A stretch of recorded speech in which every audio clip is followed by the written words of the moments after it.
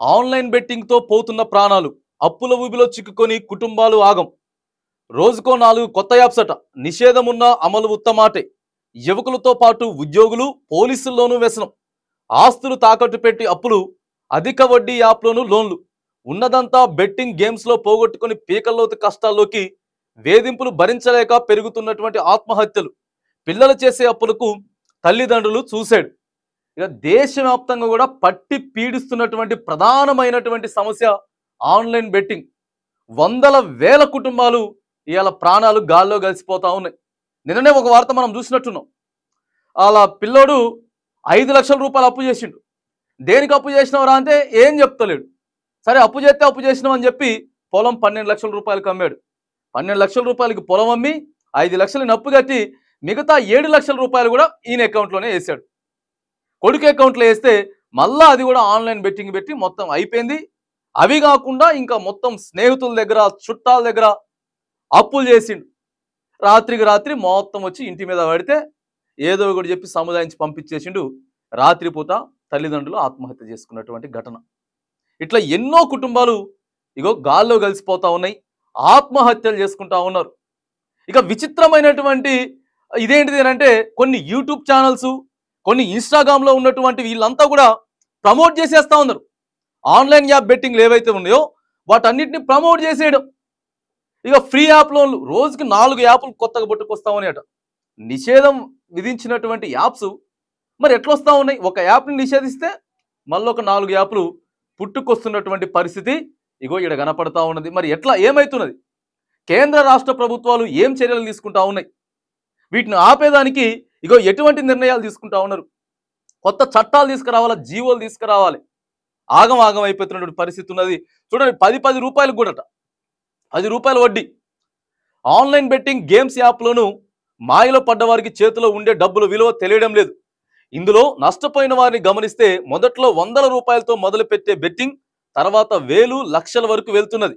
1-2 సార్లు అధిక మొత్తంలో డబ్బులు రావడంతో అత్యాశతో పెద్ద మొత్తంలో బెట్టింగ్ పెట్టి అప్పుల పాలవుతున్నారు. అప్పటికే బెట్టింగ్ ఊబిలో చిక్కడంతో మామూలుగా బయట 2 రూపాయల చొప్పున వడ్డీ నడిచే చోట 5 నుంచి 10 రూపాయల వరకు కూడా తీసుకురావడానికి వెనకాడేటటువంటి పరిస్థితులు లేవు. తల్లిదండ్రులు అప్పులు చేయడం, తల్లిదండ్రులు పిల్లల కోసం, పిల్లలు తల్లిదండ్రుల కోసం. ఇక కొంతమంది అయితే రైల్వే ట్రాకుల కింద పురుగుల మందులు దాగి, కొంతమంది పిల్లలేమో ఆత్మహత్యలు చేసుకోవడం, కొంతమంది ఇంట్లో చెప్పి కుటుంబం అంతా కూడా ఆత్మహత్యలు చేసుకునేటటువంటి పరిస్థితి. ఇక ఫ్రీ లోన్ యాప్లు అని చెప్పేసుకోవడం, లోన్ ఇచ్చేయడం, ఎంత పడితే అంత వడ్డీకి మనకి కావాలి, అవసరం ఉంది, ఇగో వ్యసనాలకి. ఇవన్నీ ఒకే ఎత్తు అయితే ఓవైపు ప్రజలంతా కూడా సైబర్ మోసగాల దగ్గర నుంచి వెళ్ళి ఇక ఇదొక విచిత్రమైనటువంటి పరిస్థితులు. మొన్న ఫోన్ చేసిరట ఒక ఆయనకి, అది కూడా అధికంగా చదువుకున్నటువంటి వ్యక్తులు, సాఫ్ట్వేర్ వ్యక్తులు. ఇక పోలీసులు కూడా ఇందులో ఇట్లాంటి ఆన్లైన్ బెట్టింగ్ వ్యసనాలకి అలవాటు అవుతా ఉన్నారు. ఇక సైబర్ మోసాలు అయితే ఫోన్ చేసి మీ అమ్మాయి సెక్స్ రాకెట్లో ఉంది అని చెప్పేసి ఏదో క్రియేట్ చేసినటువంటి వీడియోలు పంపించేస్తే ఆ తండ్రి బాధపడిపోయి రాత్రికి రాత్రే వాళ్ళకి లక్షల పైసలు పంపించేసిండు. చివరికి ఆత్మహత్య చేసుకున్నాడు. వేరే వేరే నెంబర్స్ నుంచి వచ్చే లేపడం, ఇగో మీకు డెలివరీ వచ్చిందనంటే కళ్ళు గుడ్డిగా మూసుకుపోయి ఓటీపీలు చెప్పేయడం.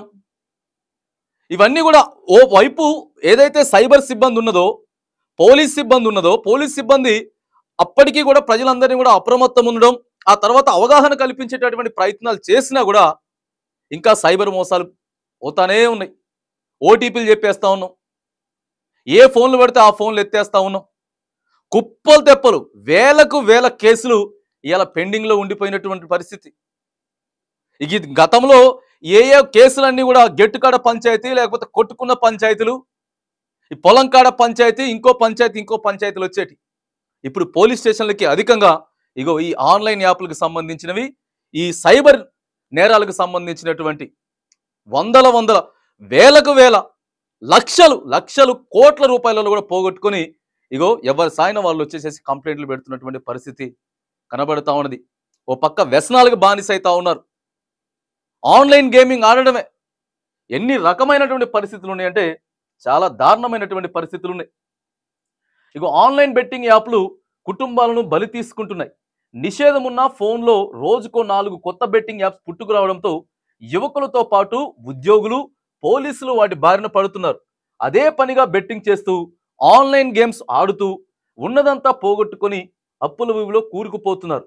ఆస్తులు తాకట్టు పెట్టి లోన్ యాప్లలో అధిక వడ్డీకి అప్పులు తీసుకుంటున్నారు. అప్పులు, లోన్లు ఇచ్చినోళ్ల వేధింపులు భరించలేక ఆత్మహత్యలు చేసుకుంటున్నారు. కొడుకులు చేసిన అప్పులు తల్లిదండ్రుల ప్రాణాలను కూడా బలి తీసుకుంటున్నటువంటి సంఘటన సర్వసాధారణంగా మారిపోయింది. కొన్ని వందల వేల కుటుంబాలు ఇలా ఆత్మహత్యలు చేసుకుంటా ఉన్నాయి. పరువు పోతా ఉన్నది. అవతలోళ్ళకి మొహం చూపించుకోలేనటువంటి పరిస్థితి. పిల్లలు చేసినటువంటి అప్పులకి నరక యాతన అనుభవించి ఎంతో మంది చనిపోతా ఉన్నారు. సర్వసాధారణంగా విలువైనటువంటి జీవితం ఇలా గాల్లో కలిసిపోతా ఉన్నాయి. గాల్లో కలిసిపోతున్నటువంటి పరిస్థితి నిషేధించలేకపోతా ఉన్నాం. ప్రధానంగా దృష్టి పెట్టాలి. రాష్ట్ర ప్రభుత్వాలు, కేంద్ర ప్రభుత్వాలు దయచేసి అవగాహన కల్పిస్తా ఉన్నాం. ఓకే, దృష్టి పెట్టి ఫస్ట్ ఆఫ్ ఆల్ ఏదైతే ఉన్నదో ఈ ఫ్రీ లోన్ యాప్స్ వీటన్నిటిని నిషేధించి పడేయాలి. పుట్టగొడుగులాగా పుట్టుకొని వస్తూ ఉన్నాయి ఆ యాప్లు. రకరకాలైనటువంటి యాప్లు. ఇంట్లో ఒకరి వ్యసనం మొత్తం కుటుంబం పాలిట శాపంగా మారుతున్నది. మొబైల్ ఫోన్ ఓపెన్ చేస్తే చాలు 1xBet, మెగాపరి, మేస్ట్ బెట్, పరిపేస, పరిమ్యాచ్, ఏం పేర్లు ఇవన్నీ ఏం పేర్లు? 10 CRIC, మెల్బెట్, మెట్బెట్ అట, 1xBet, BC.Game, 22Bet, రాజా బెట్స్, Bet365, Stake.com, డఫాబెట్ లాంటి వందలాది official, unofficial online betting apps కనిపిస్తున్నాయి. ఈ పేర్లు చూసిర్రా? అసలు చదవనీకి నాలుక కూడా, నోరు కూడా వస్తలేదు. అంత కష్టమైనటువంటి పదాలు ఇగో ఆ యాప్స్ పేర్లు ఇట్లున్నాయి. ఏం పేర్లో ఏంటిదో. యూట్యూబ్ సోషల్ మీడియా వెబ్సైట్లో ₹100 పెడితే 1000 ఇస్తామంటూ బెట్టింగ్ యాడ్స్ దర్శనమిస్తున్నాయి. చేపకు గాలం వేసినట్టు కొత్త కస్టమర్లకు మొదట్లో 100కు 200, 1000కి 2000, 3000 ఇస్తూ ఊబిలోకి లాగుతున్నారు. ఈజీ మనీ కోసం అత్యాశతో కొందరు, వ్యసనాల బారిన పడి ఇంకొందరు పగలు రాత్రి తేడా లేకుండా 24 గంటలు ఆన్లైన్ బెట్టింగ్స్లోనే మునిగిపోతున్న. నైట్ 1 గంట అయినా కూడా ఫోన్ తోటి, తెల్లవారులేదాకా ఫోన్ తోటి. ఎవరి స్థాయిని బట్టి వాళ్ళు పైసలు పెట్టేయడం. ఇక ఫస్ట్ చూసిర్రా, 100కి 200, 200కి 400, 400కి 800. ఆ తర్వాత నేను చిన్నగా లక్షల్లోకి తీసుకొచ్చి మొత్తం ఉడాయించేస్తుంది. చివరికి పరిస్థితి ఏంటిది? మళ్ళీ అప్పులు తెచ్చుకోవడం, ఫ్రెండ్స్ దగ్గర అప్పులు తెచ్చుకోవాలి, అప్పులు తెచ్చుకోవడం, ఆడేయడం, చివరికి చేతులు ఎత్తేసేయడం, మన వల్ల కుటుంబం ఆగమైపోవడం, పరువులు పోవడం. ఒక్కల్లో ఇద్దరైతే సర్వసాధారణం. కొన్ని వందల వేల కుటుంబాలు ఇవాళ ఈ పరిస్థితి ఉన్నది. ఇదో మనం కావాలని చెప్పేసేసి వ్యసనాలకి అలవాటైపోయి, బానిసత్వంగా అయిపోయి ఈ యాపులన్నింటిని కూడా ఇన్స్టాల్ చేసుకొని, లేకపోతే ఫ్రెండ్ చెప్పిండనో, వాడు చెప్పిండనో, వీడు చెప్పిండనో ఇట్లా జీవితం లాగం చేసుకుంటా. అంటే మరోవైపు సైబర్ నేరగాళ్ళు కూడా ఇక రకరకాలుగా అనమాట. వాళ్ళు రకరకాల సిమ్ కార్డులతోటి, ఆ తర్వాత రకరకాల ఇక వేధింపులతోటి ఫోటోలు మార్ఫింగ్ చేసేయడం, లేకపోతే వీడియో కాల్స్ చేసేయడం, మొత్తం రికార్డింగ్ చేసేయడం. ఈ సైబర్కి సంబంధించి మాత్రానికి చాలా ధైర్యంగా ఉండాలి. ఫస్ట్ భయపడకూడదు. భయపడకుండా ధైర్యంగా ఉండాలి. పోలీసు వారు సూచించేటటువంటి నెంబర్ ఏదైతే ఉందో 1930, ఆ నెంబర్కి కాల్ చేయాలి, కంప్లైంట్ పెట్టాలి. మొన్న ఒక ఆయన కొడుకు చెప్పిండట, ఇదంతా కాదు డాడీ, మన అమ్మాయిది కాదు, వాడు ఎవడో కావాలని చేస్తుందని చెప్పినా కూడా తట్టుకోలేక, భరించలేక ఆత్మహత్య చేసేసుకుని అప్పుడు వాడికి 3-4 లక్షలు వేసేసాడు. ధైర్యం వహించాలా, పోలీసు వారిని సంప్రదించాలా, 1కి 2 సార్లు. అనవసరపు లింక్స్ ఏమన్నా వచ్చినా కూడా డిలీట్ చేసేసేయాలి. వాటన్నిటిని నొక్కడం, ఏముందని చూడడం, లేకపోతే ఓటీపీలు చెప్పడం, ఎవరు పడితే వాడికి చెప్పేయడం అనేది కూడా ఇది కాదు. అందుకే చెప్తా ఉంటారు, తరచూ మీ పాస్వర్డ్లు మార్చుకోవాలి, మీ ఫోన్ పాస్వర్డ్లు మార్చుకోవాలి, మీ ఏటీఎం పిన్ పాస్వర్డ్లు మార్చుకోవాలి, మీ ఫోన్పే, గూగుల్ పే, ఇవన్నీ పేటిఎంస్ ఏవైతే ఉన్నాయో యాప్ మార్చుకోవాలి, మీ నెంబర్స్ మార్చుకోవాలి. ఎవరిని కూడా నమ్మేటటువంటి పరిస్థితి లేదు అని చెప్పి కూడా సైబర్ టీం అంతా కూడా హెచ్చరికలు జారీ చేస్తూ ఉన్నారు. ఏదో 1-2 అయితే కాదు, ఇగో కొన్ని వందల వేల కోట్ల రూపాయలు పోతా ఉన్నాయి. వందల వేల కుటుంబాలే గాల్లో కలిసిపోతున్నటువంటి పరిస్థితి ఉన్నది. ఈ ఫ్రీ యాప్స్, లోన్ యాప్స్ ఏదైతే ఉన్నదో అధిక వడ్డీలకి ఇచ్చేయడం, పైసలు ఇచ్చేయడం, ఇక వాడిని పీడించుకొని తినడం, వాడికి అదే ఊబిలో మొత్తం ప్రాణమే కోల్పోయేటటువంటి పరిస్థితి ఉన్నది.